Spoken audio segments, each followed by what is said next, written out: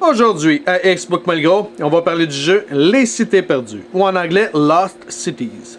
C'est un Tilsit édition, c'est un jeu de Reiner Knizia. C'est pour 2 joueurs seulement, à partir de 10 ans, et une partie dure de 20 à 40 minutes. L'édition qu'on va vous parler date de 1999. Donc, quel est le thème? C'est simple. Vous partez en expédition dans 5 destinations différentes et vous voulez ramasser des points. Donc, comment gagner? C'est simple, celui qui va avoir le plus de points en fin de partie. Qu'est-ce que le jeu contient? On a un board avec 5 couleurs distinctes et on a des cartes. Dans nos cartes, on a 5 séries de couleurs. Chaque série de couleurs a des cartes de 2 à 10 uniques. Donc, le 6 blanc, il n'y en a seulement qu'un dans le jeu. Et on a également 3 cartes paris par couleur. Donc, le setup de départ est simple. Vous prenez toutes les cartes, vous les mélangez et vous en donnez 8 par joueur. Par la suite, vous êtes bon pour commencer. Maintenant, qu'est-ce que vous faites à votre tour? C'est simple. Vous avez 2 choses à faire. Première, vous devez jouer une carte. Soit en avant de vous ou soit sur le board. Ensuite, une fois que votre carte est jouée, vous devez prendre une carte. Soit sur le board ou soit dans le deck. Si vous prenez sur le board, il ne faut pas que ce soit la carte que vous venez de mettre si vous venez d'en mettre une. Donc, de quelle manière ça fonctionne maintenant? Je déparle un petit peu, si bon. Donc, chaque couleur représente une expédition différente. Donc, lorsque vous jouez la couleur qui correspond à celle qui est sur le board. Donc, si vous jouez une carte jaune, vous jouez en avant du jaune. Maintenant, lorsque vous jouez une carte, une règle très importante, c'est qu'elle doit être en ordre numérique. Donc, si je mets un 5 rouge, eh bien, je ne peux pas mettre un 4 rouge, parce que le 5 est là. Donc, si je décide de jouer, je n'ai pas le droit de mettre un 3. Car, premièrement, il faut toujours jouer les nouvelles cartes par-dessus les anciennes.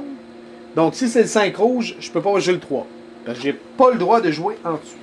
Donc, si je mets le 5, il faut que je joue le 6, le 7, le 8, le 9 ou le 10. Donc, là, j'ai mis le 5. Je pourrais plus tard mettre le 8. Et peut-être, éventuellement, un jour, peut-être, si je trouve la carte que je veux, je pourrais jouer soit le 9 ou soit le 10. Je pourrais jouer le 9 et plus tard le 10. C'est bien? Maintenant, les fameuses cartes de pari que je vous parlais tantôt. Si on veut jouer les cartes pari, il faut absolument qu'ils soient placés avant de mettre des cartes avec des chiffres. Donc, si je prends une carte pari, je ne peux pas la mettre ici. Il aurait fallu que je la joue avant tout. Donc, c'est à mon tour, je décide de mettre une carte pari. C'est faisable. Je peux même en mettre 2. Je peux même aller jusqu'à 3. Et ensuite, et ainsi de suite, si je décide de jouer, je peux mettre un 2, un 3, etc. Mais, si je mets un 2, je ne peux plus mettre les 2 autres. Là.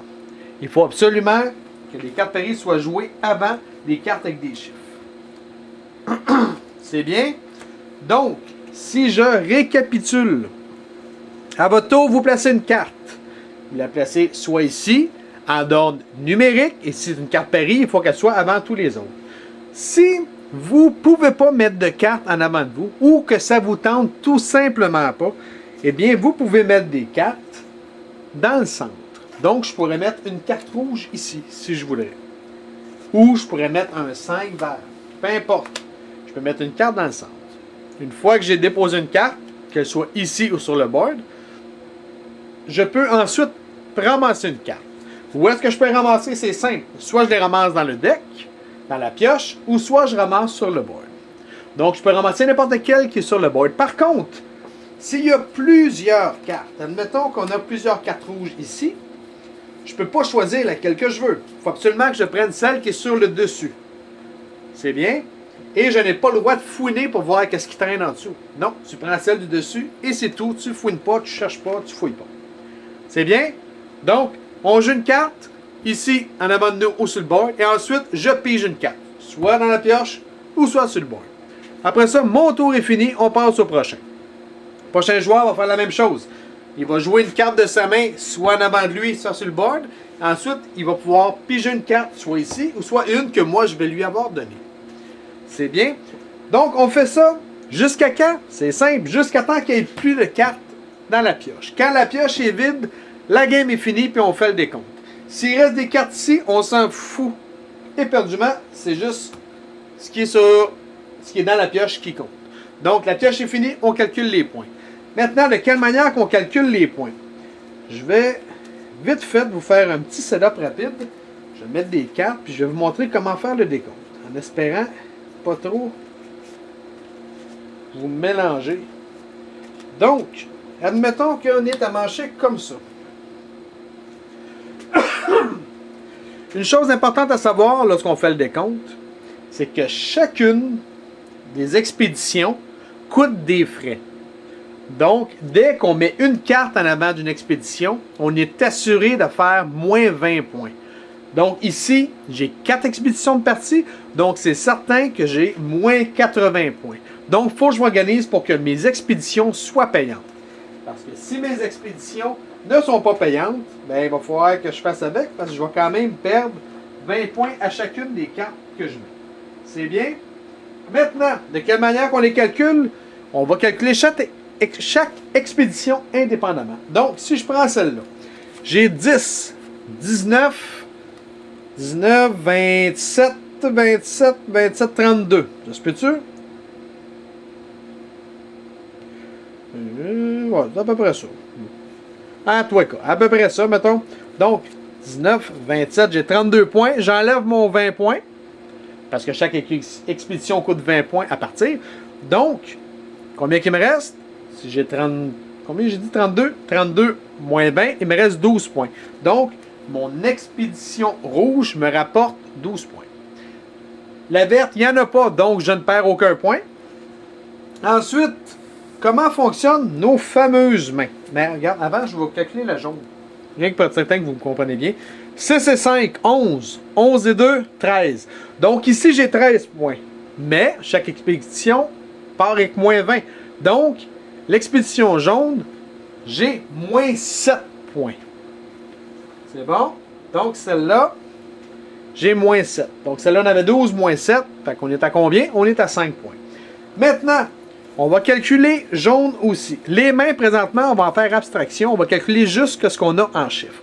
Donc, j'ai 10, 10, 10, 10, 20, 30, 40, 49, 49 et 5, 54. Donc, j'ai 54 points.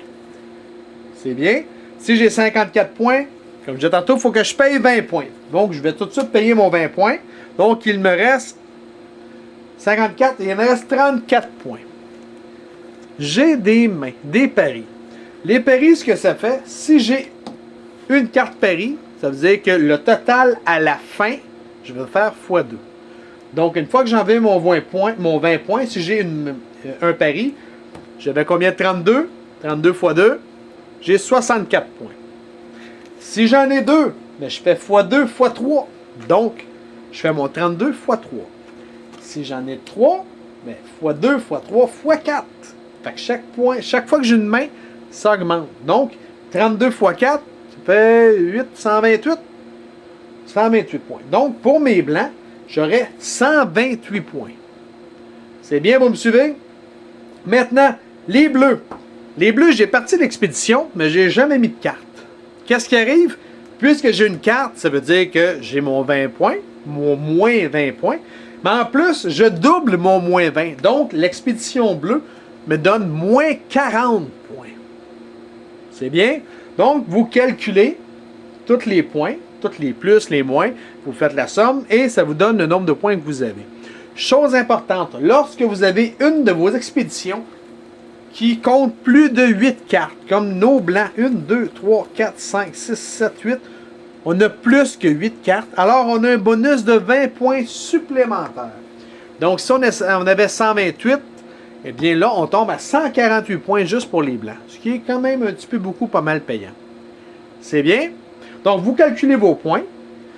Une partie normale, selon les règles du jeu, vous devez jouer 3 parties et calculer les points des 3 parties pour voir quel est le gagnant.